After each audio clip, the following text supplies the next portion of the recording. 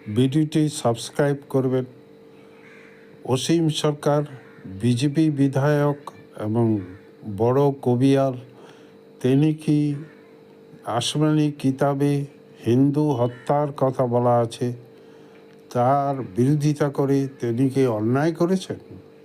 হিন্দুরা কি তাদের হত্যার কথা কোথাও লেখা থাকলে তার প্রতিবাদ করতে পারবে না?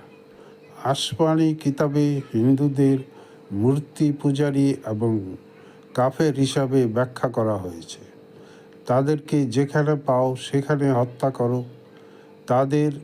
তারা দোষ করলো কি করলো না তার বিচার করতে হবে না, শুধুমাত্র হিন্দু হওয়ার কারণে তাদেরকে হত্যা করো।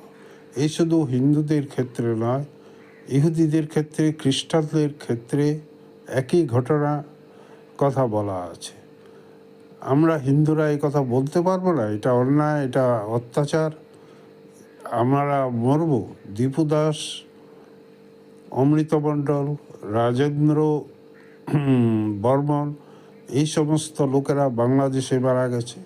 তা আজকের ঘটনা নয়, প্রায় লক্ষ লক্ষ হিন্দুকে গত 100 বৎসর ধরে বাংলাদেশে, পাকিস্তানে, আফগানিস্তানে হত্যা করা হয়েছে।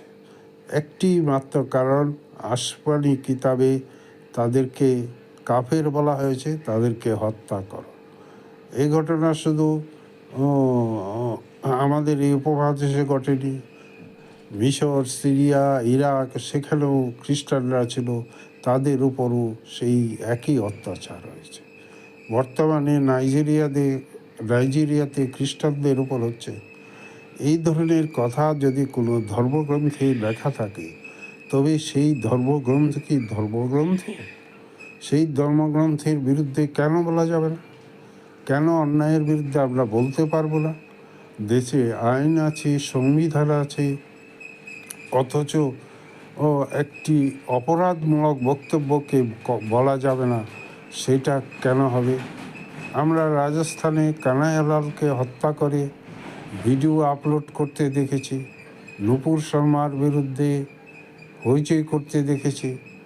ঘটনা একটাই, তারা সত্যই বলেছিলেন, তারা মিথ্যা বলেননি। তারা গ্রন্থের কথাই বলেছেন, গ্রন্থে যা আছে তাই মানুষের সামনে তুলে ধরেছেন। তাতে অপরাধটা কোথায়? অপরাধটা তো যারা রচনা করেছে তাদের। গ্রন্থের ভিতর যদি থাকে সেটা বলা যাবে না কেন? তসলিমা নসরিন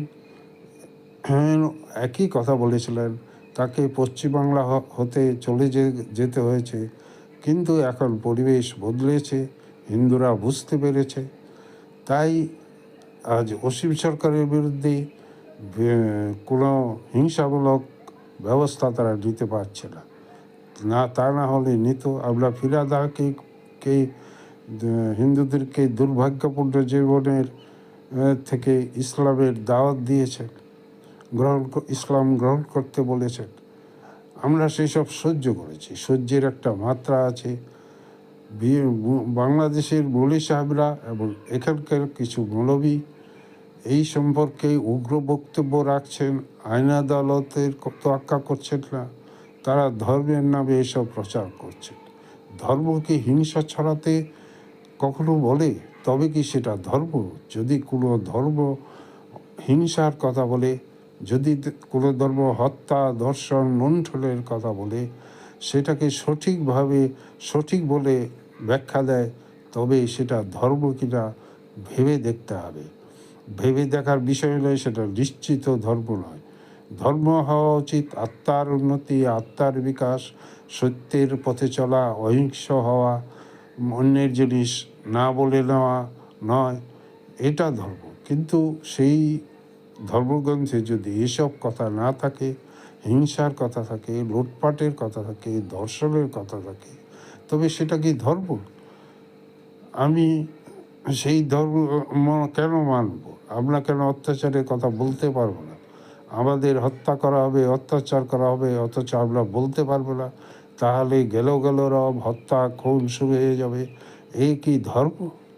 আজকে এই কথা বলতে হবে হিন্দু সমাজকে, কারণ আমরা